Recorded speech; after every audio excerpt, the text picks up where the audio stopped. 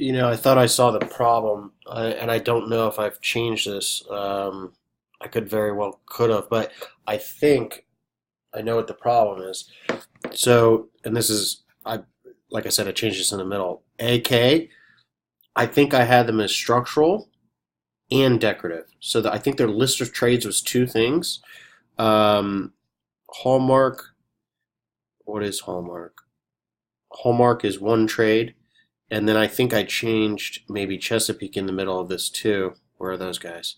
Chesapeake. I think I changed them as well. So I think when we retest this, what should happen, Chesapeake should get two notifications because there's two lists of trades, which is going to confuse them. So before I test this, I think we should change the email. Let me jump over to the email. I'm going to put this on pause real quick. Yeah, I'm going to need you for this.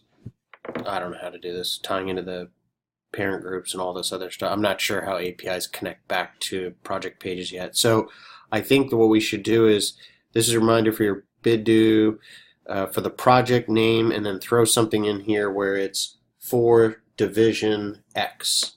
So that when